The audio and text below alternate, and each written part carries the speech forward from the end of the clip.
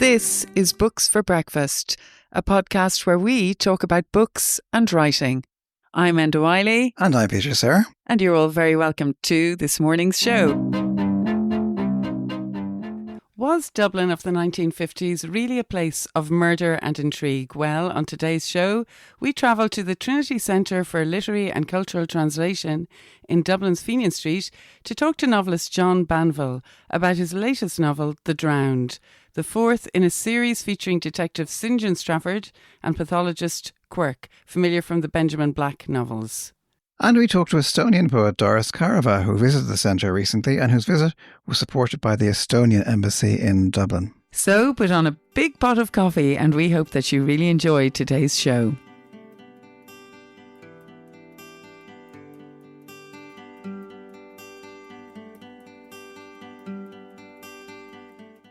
The body is in the library, Colonel Osborne said. Come this way. So begins the first chapter of John Banville's novel, Snow. It's 1957, coming up to Christmas, and a Catholic priest, Father Tom Lawless, has been brutally murdered. His genitals have been hacked off and they're nowhere to be found in the crime scene. He's lying on the library floor, his hands piously clasped, and the blood, and there must have been a lot of blood, seems to have been tidied up by Mrs. Duffy, the housekeeper. And into this terrible scene steps Dublin-based Detective Inspector St John Strafford, and remember that. Or, it's not Stafford, it's Strafford, as he keeps having to remind everyone. Exactly. And it's 50s Ireland, familiar from the series of Benjamin Black novels that have preceded Snow. But Benjamin Black has been put out to pasture and the redoubtable John Banville has resumed control, though some of the earlier characters are still around, notably the pathologist Quirk, with whom Strafford will have much to do as the series develops. Snow was followed by April in Spain, The Lockup, and now comes The Drowned. Well, John Banville has come to the breakfast table this morning, and we are here in Trinity College Centre for Literary and Cultural Translation on Fenian Street, Dublin. John, you're very welcome. Thanks for coming to our breakfast table. But if I could begin with the invention of St John Strafford that Peter was just mentioning there. He's Protestant, he's Anglo-Irish, he can trace his family back to 1170, Henry II, and is proud of that fact. Where his wife's family are comparative kind of blow-ins, he's quite snobbish about it. In many ways, he's an unlikely character to appear in the Guards in the 1950s, and he's kind of mistrusted as a result. So I'm just kind of curious about how that came about. How did St John Strafford appear to you with his unusual and kind of attention-drawing name? Well, he's more than unlikely. He's an absolute impossibility. He's a man from the ascendancy, from the big house. He wears a three-piece suit with a watch chain. He has a piece of hair that falls over his forehead in that particularly 1940s English film actor way. You could not have had a person like him as a detective in the Irish Garda Force in the 1950s. So I like the notion that I'm writing about an impossibility. That's interesting. Quite a few of the characters are at a remove from the mere native Irish, and they tend to look down their noses at him. I mean, Strafford, as you say, he looks and he dresses as if he's from another century with those tweeds and that floppy forelock. He even wears his father's handmade shoes, which are a size too big for him, so he has to stuff them. Oh, he has to wear 2 pairs of socks to make them fit. And every time he opens his mouth, he's identified as a prod. I'm thinking, I remember there's a scene in a hotel in Arklow, and he asks the receptionist to order a hackney, and he says, "Thank you so much." And he sees the reaction again. He sees himself being registered, a prod. And he's described as kind of standing at a bit of an angle to the world. And I think that angle is what makes him interesting to us as readers. He's a constant outsider, outside his own origins and the world he finds himself in. But he must be one of the most reluctant policemen in fiction. Well, Quirk is a reluctant investigator. He's absolutely useless. This is what I like about both him and Strafford. They wouldn't recognise a clue if it came up and bit them on the bum. And Quirk I invented 20 years ago. And I kind of like him, but I'm getting tired of him. He's constantly complaining about his orphaned childhood and his dead wives. And, he's always moaning and groaning. Obviously, he's me. So I decided I would invent somebody else. But Strafford is not exactly a barrel of laughs either. But I like the two of them. I like I hate to use a dreadful term. I like the chemistry between them. But really, it's the people around them that I like. I mean, I thought that I would write one of these books and it would be User Display and that would be the end of it. But then I sort of got interested in them and I thought, I'll have another go. And Quirk's daughter, Phoebe, whom he denied for her first 19 years of her life, he denied he was her father, she interests me. My agent said to me one day, he said, I think you're in love with Phoebe. And without thinking, I said, no, Phoebe is me. Yes, and this had never occurred to me before. I thought, yeah, she's the me in this book. And she's about as interesting as I am. Somebody said to me, a woman friend said to me, Phoebe never wears anything except a little black dress with a little lace collar. And I said, well, yeah, she's obviously a nun, but she's not a nun. For her time, she's a very liberated woman. And I like her. I admire her fortitude. I admire her inventiveness. I wish I could give her a bit more humour. This is one of the great difficulties about writing crime fiction or fiction with a crime in it. It's very hard to be humorous. I still haven't figured out why this is. I don't know. Yeah, but it's funny because when I was reading it, I did find humour in the book and it did make me smile along the way. I agree with you. I do like the characters and I like Phoebe. And I know it's a question that you've been often asked before, but the return of John Banville and the retirement of Benjamin Black, I'm just wondering, what was it about Snow and about Strafford that prompted you to dispense with Benjamin Black, who'd served you well, and to take over as yourself? Well, I mean, it's very simple. In order to write one of them, can't remember which one, I had to go back to a previous book to find out something about the plot. And I can't bear to read my own work. I mean, it really makes me feel nauseous. And I hit on the notion of listening to the book in audiobooks. And the one I was listening to, I think, was April in Spain.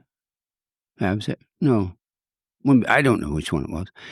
It was read by Timothy Dalton, who was a James Bond, one of the least successful of the James Bond characters, which in my book is in his favour.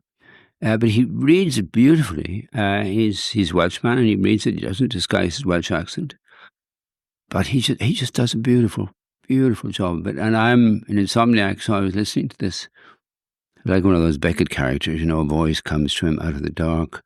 I'm lying there in the dark at 3 or 4 in the morning, listening to Timothy Dalton reading my own book to me, and it gave me possibility of being somewhat objective about the work.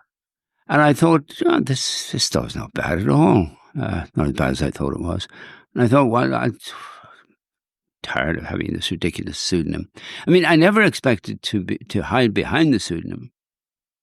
I simply, when I wrote that first crime book back in 20 years ago, I invented Benjamin Black because I didn't want my readers to think this was an elaborate postmodernist literary joke. It's what you see is what you get. And in fact, my first pseudonym that I chose was Benjamin White, who's a character from my very early novels. And my agent and my publishers both said, White, that'd be very far down the librarian's alphabetical list, So I said, okay, we'll be Benjamin Black. And at one stage, my agent, I'm ambidextrous. I can use right and left hand. And I suggested to him, maybe I'll write these books with my left hand, and I sign them with my left hand. But I gave up on that silly idea. I mean, it was the whole adventure was silly enough anyway, without gimmicks like that. Well, one of the most striking features of the series is the time that it's set in. I got great pleasure out of that, actually, set in the 1950s, Dublin and Ireland. And there's, I think, quite lovingly precise evocations of places like Bewley's or his canal side flat on Mespel Road, the drab Pearse Street station. But I think the general drabness and low-spiritedness of the whole place is very well captured. Or I'm thinking of Quirk on his holidays on a beach in April in Spain with the guards patrolling up and down to make sure the women weren't inappropriately dressed. So, but what was it about that period that appeals to you, opposed to, say, the 60s or the 70s? Well, it's largely an unconsidered decade, the 1950s. We had come out of the war. I was born in 1945. There was still rationing in Ireland. I used to play with rationing books. I used to play with gas masks. We had gas masks. And then into the 50s, Ireland was so constricted. We were so poor. We were so poor in economically and spiritually. The church had an absolute stranglehold on us. De Valera, our non-militaristic version of Franco, had handed the country over to the bishops and the priests, shopkeepers and small farmers. And our lives were very, very narrow indeed. But of course, we didn't know that. You live in a world that is contemporary. You think this is the contemporary world. People 50 years from now look back on us and laugh and say, oh my God, they thought they were modern. If we're here in 50 years' time. So I loved writing about that period. All these books are set around 1955. They don't progress, they don't move. And I was 10 in 1955, and I used to be brought to Dublin on my birthday, the Feast of the Immaculate Conception, 8th of December, which was Culture Day in Dublin. I was talking to a Dubliner yesterday, and she said, yeah, we all used to stay out of Dublin on the 8th of December and let you guys at it. And my aunt, first of all, she had a flat in Percy Place, and then she had a flat in Upper Mount Street in Bagatonia, the heart of Bagatonia. And I loved it. It seemed to me romantic. It seemed to me Paris, Moscow, New York, all rolled into one. Of course it was. Dublin in those days was just a slightly bigger village than the Wexford that I grew up in. But it was a wonderful time to come from Dublin. I mean, I remember one day I was sitting on a bus with my mother in O'Connell Street, and there were schoolboys on the bus going home, and I thought, oh, how sophisticated to go to school on a double-decker bus. So, it was a very simple time. But what I didn't realize was that there was so much darkness behind the apparent innocence and blamelessness of the time.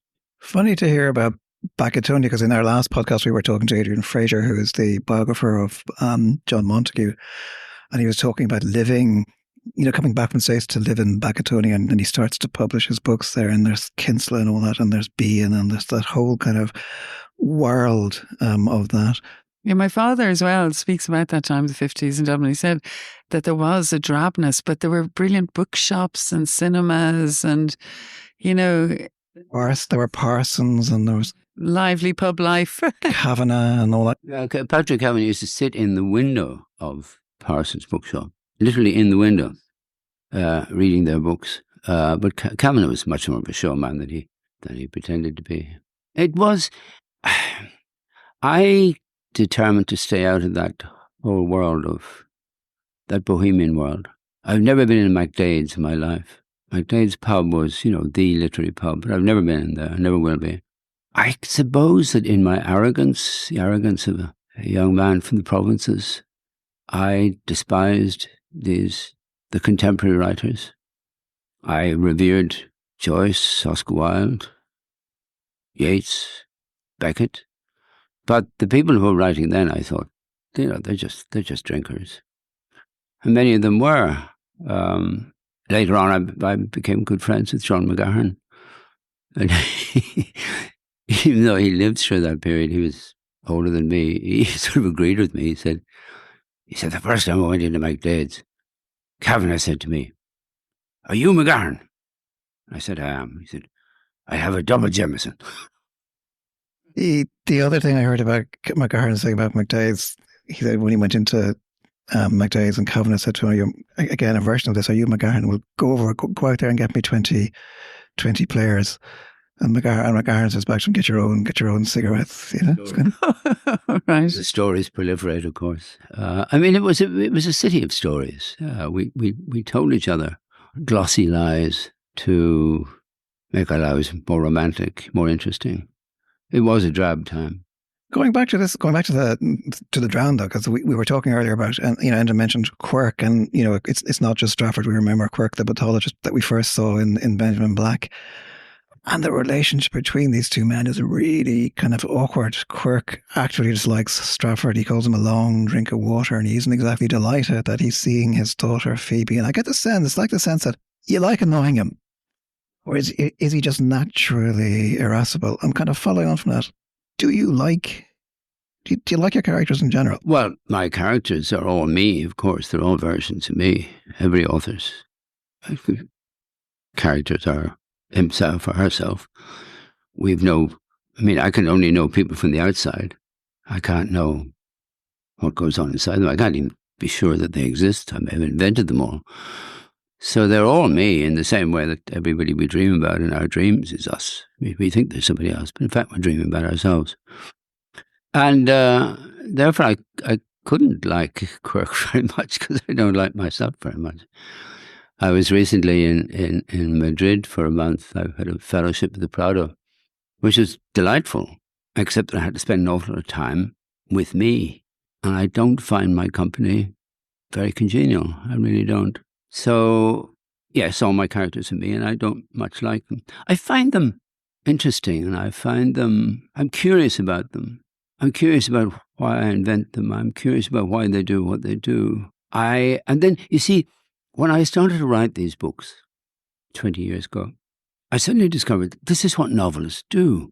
They're interested in plot and dialogue and motivation. I'd never been interested in that kind of thing before. What I was doing was a kind of poetry in the form of novels. I mean, again, McGahern made a wonderful distinction. He said, there's verse and there's prose and then there's poetry. And poetry can happen in either. And I was concentrating all my life on the poetry end of things. And suddenly, here I was able to play with these characters. And people think our characters are extraneous to us or outside us. I could hear writers saying, the characters took over the book. And I think they're either stupid or lying. Our characters, we make them. My friend Richard Ford, he was telling me, Richard Ford, the American novelist, he was being interviewed recently and they were asking this question about your characters. You must be absolutely absorbed by it. He said, my characters? He said, at the end of a book, I fold up the strings and I put them in the boxes and I put them away in the attic. They're gone. That's it. Yeah. It's interesting to think that Phoebe is actually a version of yourself. I never thought of it like that, but it's interesting. And her relationship with Strafford isn't exactly a match made in heaven. Sure, it's not. I mean, I don't want to give away too much, but their picnic to Sandy Cove has to be one of the bleakest love trysts in fiction. And I was wondering, like, women play an important part in the novel. One is murdered, which is what starts the plot rolling. Then there's Mrs. Ruddock, Charlotte, who Strafford is immediately drawn to. And there's the haunting presence of Rosa Jacobs from the lockup. But they live in a world where they're very much at the mercy of men, bullying or violent men often. Is that a comment on the times, a reflection of 1950s Ireland, or is it just a comment on on men in general? One of my mottos as a writer is from Kafka. The artist is the one who has nothing to say. I have no message. I have no social, political, or moral program in these books. I just write books. I make sentences. The sentences accumulate, and then, after X number of years, I have a book. You make it sound so easy. It's not easy. Not easy. But I'm simply saying that I have no desire to comment on the times. As a citizen, I am filled with outrage when I think of what was done by the state and the church to young women, some young men, and to children in that period. I was just reading, it's strange. I thought that nobody knew about these things. I'm reading a book by Edna O'Brien, published in 1965, and she mentions the Magdalen laundries. Right, yeah. I didn't think people knew about that. But she said, if I get pregnant, I'll be sent to Magdalen laundry. So people did know. And of course, in that wonderful way that human beings, that wonderful capacity we have to know and not know at the same time. But when I look back on that time, I am outraged. But as a writer, I just sit down and I write. I have no ulterior motive whatsoever. Yeah, and I'm actually reading Edna O'Brien's selected stories at the moment, going back, reading them again, and you did the foreword for that. So she's an amazing writer, isn't she? Absolutely incredible. She's a wonderful writer. If she'd been a man, she would have far bigger reputation than she has. Same is true of Elizabeth Bowen, superb writer. But yes, it was, in those days, a male-dominated terrain. I was reading Mary McCarthy's Memories of a Catholic Girlhood, which was published in the 60s, 70s. But I was reading the new edition of it comes with comments from the big he-men of the time, like Norman Mailer, who says, she may, if she keeps on like this, she may be able to join the boys eventually. Sometimes nowadays I regret the fact that all those people have been swept away, you know, the Philip Roths and the Norman Mailers and the Saul Bellows, they've all gone. Nobody reads them now. And I think, you know, oh, boys, you deserved it. I find my women characters far more interesting. I find women far more interesting. I was doing a thing at university in France some years ago, I won't say where, and I gave a talk, you know, before lunch, and then we went for lunch, and there was 13 men in an upstairs room, sort of parody of the Last Supper. And I thought to myself, this is my idea of hell. 13 men in an upstairs room, eating French food for all eternity. Hell, yeah. I could imagine, yeah. Well, eating French food, I wouldn't mind. Now, look, I have to say they were perfectly splendid people. You know, the conversation was interesting, so, but it was just all men. And if you dropped one woman into that, everything would have changed. It would have been much more interesting. That's why Phoebe is great. It's great to have Phoebe in the plot, isn't it, Peter? You've said that you write these books, the kind of the thrillers, if you like, the Strafford and these novels with kind of a lot of, you know, speed and spontaneity. They're written quite quickly. And I'm just wondering, is that something that's very different from, if you like, the right-handed John Banville, the John Banville of The Sea or The Book of Evidence or Shroud or Athena, or the John Banville who's got a new book coming out? That's interesting, yes, the right hand and the left hand. In fact, in Spain the other day, an interviewer said to me, maybe your crime books are your male side and the other ones are your female side. And I thought, yes, that's probably true. It's probably true. I hadn't thought of that before. I do write the crime books more quickly. I have to write them, as you say, spontaneously, with spontaneity. I mean, to dwell over sentences for hours on end would destroy the books, because they would become something else. They'd become my other books. Although people do say to me that the twain, they're converging, that the crime books are getting more like the Banville books, the Banville books are getting more like the crime books. I don't know.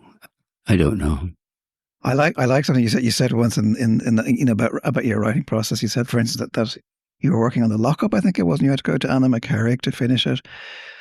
And then something interesting happened. You thought you'd finished it on a Friday evening, but then in the morning you thought to yourself, I don't like that ending or that killer. Yes, I was there for a week, and I finished the book ostensibly on Friday evening, and I was leaving at lunchtime next day, and I thought, as you say, it's boring. The murder is obvious. And I thought, oh, hang on. There's a guy that appeared much further back in the book. I'll make him the killer. So I sat down next morning, I wrote 3,000 words as a final chapter. I didn't even read it. I stuck it onto the book, sent it off to my publishers. That's what I mean by spontaneity. But that was great. It was great that you went to Anna McCarrick just to get that then, John. But we're in a room here in the Trinity Centre for Literary and Cultural Translation. It's a beautiful room, and it's a great centre. Do you think that translation is important? Oh, it is, of course. I mean, I'm translated into, I suppose, 35 languages. I get books now and then I don't even know what language they're in. Can't recognize the language. But who knows what's happening? My wife met a couple of Japanese people who'd moved here from Tokyo years ago, and she said, you know, had they read my books? They said yes, read them in Japanese and in English, and I have to tell you that they bear no relation. The Japanese version bears no relation to the English version. But of course, you read a huge amount in translation as well, don't you? Yes, and I have to hope for the best. I have to hope that they're accurate at the very least. Yeah, it's like when we're reading poetry, Peter. We just have to hope that, you know, that it is the best we're going to get. Yeah, I mean, as poets, I don't know how you manage it. I couldn't imagine how a poem would be put into another language. But if it works, it works. And John, I've been on the radio with you before talking about books that we both individually love. So I'm just wondering, are you optimistic about the future of reading? Yes. I mean, I always say that I have about 2,000 readers. A Spanish friend of mine said, 2,000? That's a lot of people. And it's true. If I win a prize or there's some publicity about a book, then it sells a lot of books. But I suspect they end up at the coffee table. I remember sitting on an airplane once going to London, and there was a man in the next row to me, and he was reading one of my books that had just come out. And he just bought it, and he sat down, opened it up. It's about 3 pages, Look at disgust came. He just stuck it into the thing in front of him. Obviously, he's not going to read it again. That amused me. I'll tell you a little anecdote. My wife was in Marks and Spencer's years ago. I mean, she gave the credit card to the checkout woman. Checkout woman said, "Are you related to John Banville?" And she said, "Tell him that," she just read one, say The Sea. She said, "Tell him The Sea is the most beautiful thing I've ever read." That, to me, is worth 20 superb reviews in the Sunday Times, the New York Times, the Irish Times. Those are the people I write for. And they do read me. They come up very timidly, very sweetly at the end of readings. They're always the people, they never ask a question during the Q&A, but at the end they come up and they just say some small thing and they go away into the night. They're my readers. So nice when that happens, isn't it? Well, I just did want to ask you, because I remember you told me before that you love Simenon. And I remember once meeting you actually in Donegal, and you were with his son. And so I was just wondering, what books are you reading at the moment? Or what books do you love, or do you go back to get inspiration from? Simenon, I think, is one of the great writers of the 20th century. I didn't realise this until the English philosopher John Gray encouraged me to read him. And in fact, Simenon is the father of Benjamin Black. That's the reason I started. But maybe a nice little anecdote might end up. I was staying at my agent's house on Long Island years ago, and my agent asked if I would do a reading at his local bookstore, which was a tiny bookstore. And I did a reading, and there was a Q&A afterwards, and they asked me about influences, and I mentioned Simenon, and I said what a marvellous writer he was. And afterwards, this man came to me and he said, "Oh, you were quite funny in the Q&A." He said, "My father wasn't funny very often." I said, "Who's your father?" He said, "George Simenon." Extraordinary coincidence. A village in Long Island, coincidence? What a coincidence. That's amazing, isn't it? That must have been such a thrill for you, was it? And we became friends, and he's a delightful man. So I felt that this was maybe some kind of nod from beyond, from the great George. Fate. Well, I'd just like to say many thanks to you, John Banville, for coming along to Trinity's Centre for Literary and Cultural Translation. I have to say that again, to talk to us at the breakfast table about all things writing, most especially about The Drowned, your magnificent fourth novel in the Strafford and Quirk mysteries, which was published in 2024. And it's a great novel to read, isn't it, Peter? So many thanks again, John, and goodbye. Thank you. I enjoyed it.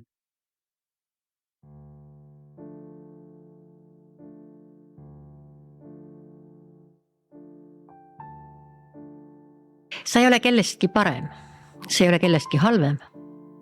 Sul on antud maailm, näe, mis seal näha. Hoia seda, mis on su ümber, hoia, kes kõrval.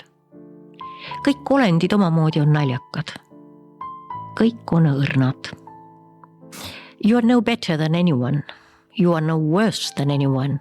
You have been given the world. Look what there is to see. Nurture what is around you. Nurture who is beside you. All creatures in their own way are funny. All are fragile. Kaotaja kiituseks laulan, sest võitjale lauldakse niigi. I sing in praise of the loser, for the winner is well lauded. I kneel before the forlorn. I bow before the beaten. The world quitter creates, discovers selfdom in dreams. The reality bearer holds strength and stature untold. I sing in praise of the loser and for the have-not's joy. I crown the outcast, pressing my lips to that noble brow. To the one who labors lifelong with lack and loss, both lightly and upright, I am true to the core. Seda mantrat korda, mandragoora varjusurma taim. Deathless deep sleep weed. It all keeps turning, keeps churning, keeps occurring. Enduring is the evidence that of all forces, the most intense, the most immense is love's essence. Doris Kareva is one of Estonia's leading poets. She was born in Tallinn, daughter of the composer Hilar Kareva, and published her first poems at the age of 14, which I always think is a pretty good sign. It's like an early warning of the promise to come and the lifelong dedication to poetry. She entered university in the late 70s, still Soviet times, of course, and ended up being expelled for her links to the dissident movement, though she did graduate eventually. After Estonian independence was restored, her first collection, In Place of the World, was published to pretty wide acclaim and received the National Cultural Prize in 1993. And I was interested in the fact that she used the prize money to set up the so-called straw stipend, which was money to finance debut collections and to support emerging talents in unsettled times. Since then, she's gone on to publish some 15 collections of poetry, also things like a collection of essays, work of prose, and she's translated a wide range of poetry. People like Anna Akhmatova, Emily Bronte, Emily Dickinson, Kabir Rumi, and so forth. There are plays, there are essays and prose, and her poetry has been translated into many languages. So in English, there are 2 books of poetry. Shape of Time, which was translated by Tina Alaman, that was published by ARC in 2010, and Days of Grace, selected poems translated by Miriam McElfatrick Ksenofontov, and that came out from Bloodaxe in 2018. And, these books have afforded English speakers an insight to the delicately crafted, intense and spare poems that characterise her work. Pared back, bone clean, needle sharp, as Penelope Shettle has described it. And that delicacy and musicality makes it quite challenging to translate, I think. Poetry is the dance of language. Dance is the poetry of the body. The body is the very language of the universe. Hear, feel, and see, as a poem in the shape of time has it. So much of the poetry is in the music, and the translator of Days of Grace puts very well the nature and reward of that challenge. To translate such poems into English has been to tread a path of discovery of the limits and potential of my own language. What about Estonian, though? Is it a poetic language? I would say yes. Because Estonian language has still living roots, and there are sentences which are very difficult to translate into English. Mm-hmm. Just yesterday, I remembered the translation course I was giving in Iowa University, and there was one line, "Haljas valu." Very simple. But how to translate it into English? Because haljas has 3 different meanings. Valu is pain, that's clear. But haljas it can be greenery, lush green of spring. It can be a blade, a very sharp blade, which is the contrary of grass. And it can also be a euphemism for strong alcohol. But when you think of it, that's what pain does or can do. So within 1 line and 2 words, there are the feelings. The pain can be overwhelming. Very, very, very living, very powerful. It can be very sharp, making you bleed. And it can be inebriating. So you lose your mind. You can't think clearly anymore. And it all happens in 2 words. So after we were discussing Estonian language in Iowa, there was a bit of silence, and then one student said, "If we had an instrument like this, what poems we would write?" The poems are full of references to heart and soul, and it made me wonder. I mean, we tend to be kind of nervous around those words, kind of great emotional abstracts that we can tend to shy away from. Whereas in Doris's poems, the soul seems to be a constant tenant, a regular and unembarrassed presence. And it made me wonder whether Estonian poets are more in touch with their souls. I'd like to say so, but unfortunately, no. I think in every culture there are some, mystically minded people who feel very comfortable with lofty concepts like soul or the world, things like that. And I happen to be one of them. That's why I have felt very comfortable with Emily Dickinson. She has no problem with large words, or Rumi. She said that for Estonians, poetry has always been far more than entertainment, that it's kind of a way of keeping the language alive, a cultural thread which throughout their history and under the sway of a series of masters has preserved and nourished their sense of national identity. I'm quoting from an introduction she wrote to an anthology of Estonian poetry that she edited. She said, Estonian poetry is simultaneously a valid contemporary currency and a kind of secret code, a language of elves known to few. So I kind of wondered, what does poetry mean to Estonians? I think poetry is important to Estonians because Estonian language is very existentially important for Estonians. And since poetry is the quintessence of language, poetry is more than something you just on Saturday evenings read. It's not that. It's something you fight for if necessary. The poems have a kind of minimalism or essentialism that's quite striking from the vantage point maybe of our own tradition, or maybe it has some of the spareness of early Irish poetry. The poems are very hospitable to silence. Here, for example, quotation from a poem, "The scalpel and the metronome on my father's piano kept silence between them when I was a child. Only now, given time, have I started to hear and to heed their strange tales. They trim time to a sliver," which seems to me very delicately done. And it seems that so much is carried by that silence between the scalpel and the metronome. Her father was a composer, so I wondered what kind of influence he might have had on the poetry. Maybe by his character. We are quite similar, but we didn't agree on many things. But I think I still I have inherited many patterns. And this scalpel and metronome, it wasn't some image I came upon. I remember them standing there. The metronome was everyday instrument, tool for my father. And so was the scalpel to make the pencils sharp. So they were just there. But those were the two things I was not allowed to touch. And you can imagine how it works on child's mind.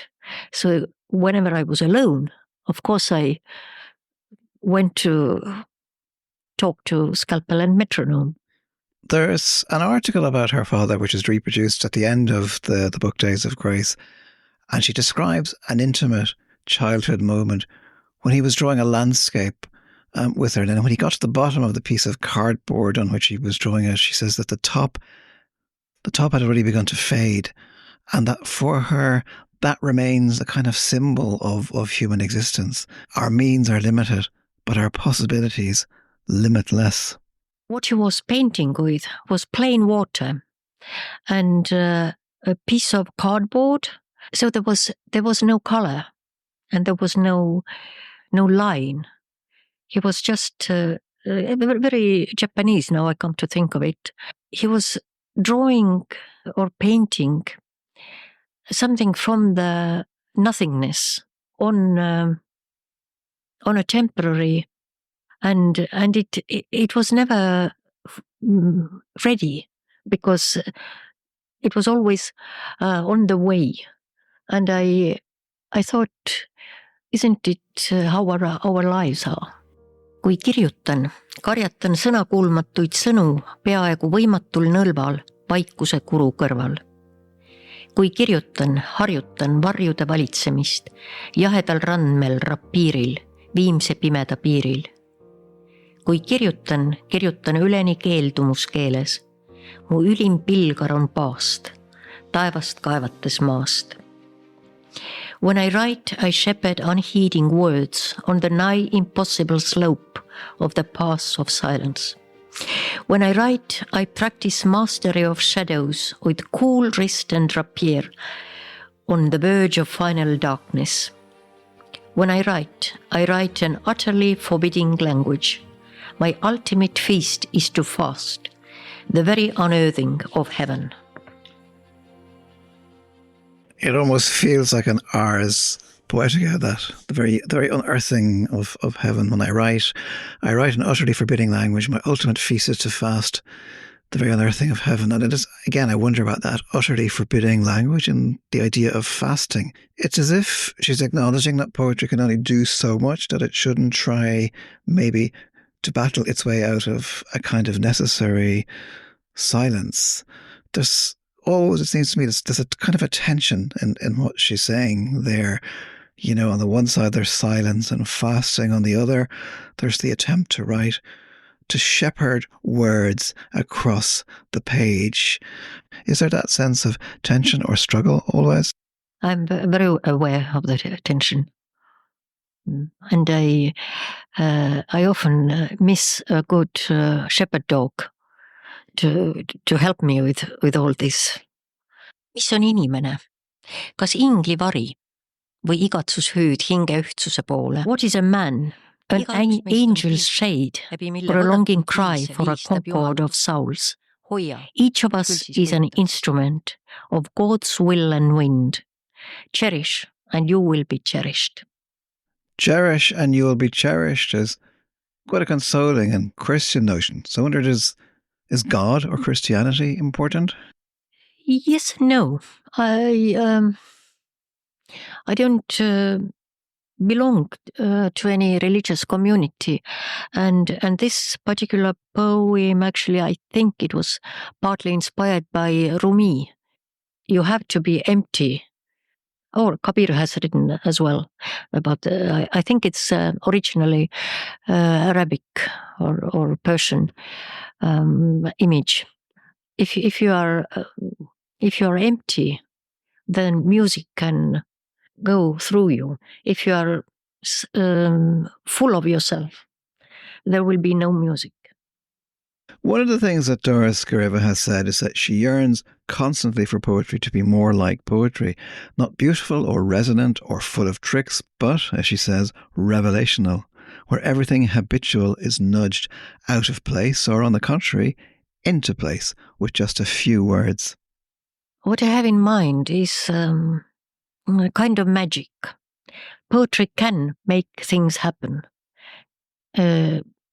It can make people change, but it has to be very adequate, accurate, and then it works miracles. But it's not something you can plan, but it can occur to you.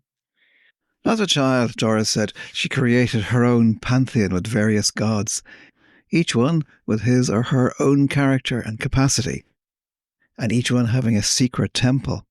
And so if she needed some spiritual support, she'd go to one or other of these temples or sacred places only known to herself. Yeah, it was much later I started to think that in a way this was my path to poetry.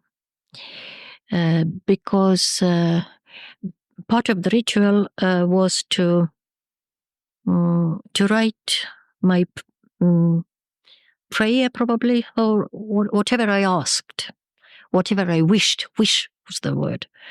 On a tiny bit of paper, usually a tram ticket or something, and then to make it in very small pieces and blow into the wind.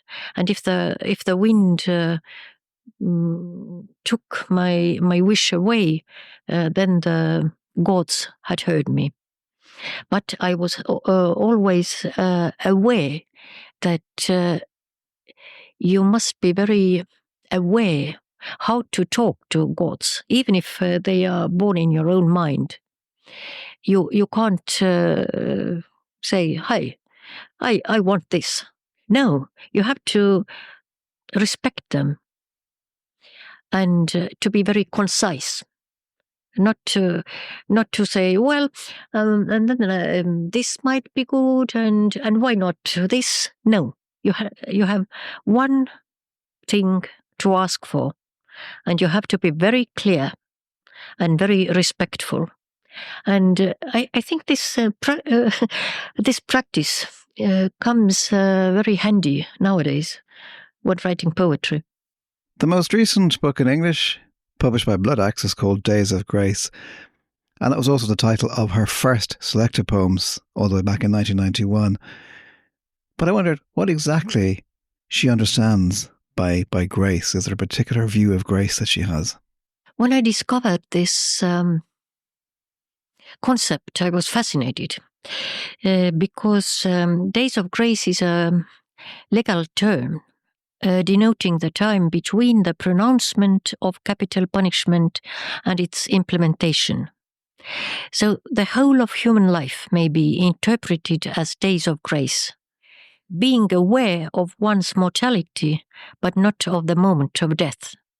Armuaeg is in Estonian. And we are born out of love, but at the same time we are born for love. And that time, the length of which we cannot know, though we can intuit its depth, gives us a chance to realize love, to do good, to at least strive towards what we consider most important and valuable at every single moment. It's easy enough to forget how different the world that she was born into is from the one that she now inhabits. I mean, she was kicked out of university and she had to go on the run from the KGB, and yet the KGB is very much back in power just across the border. So, I mean, are these worrying times for Estonians? I think there are the times are worrying for everybody all over the planet.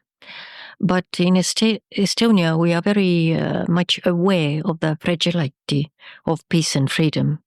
And independence is not something to take for granted. So we really need clear head and warm heart. I'll read 2 short poems. Ma magasin mineraalide und, ma magasin nagu magma ja nägin nägemust. I slept the sleep of minerals. I slept like magma. And I had a vision. A shimmering wind rose menacing beyond the mountains. Days all melted to a single tear. A song of praise rose from my throat. A lively, scintillating fire crystal, a swim in my shifting shape. Lumi on puhas leht. Selle all hõõguvad salakirjad. Kevade trompeti soolo ja suve safrani värv. Snow is a blank sheet. Underneath, ciphers glow unseen. The trumpet solo of spring, the saffron shade of summer. Snow is a blank sheet.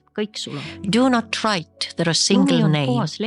Let stars be reflected in countless crystals. Each flake is a star, altogether unique in insignificance. All dissolves. Snow is a blank sheet and solace. Silence of language, a quiver with meaning.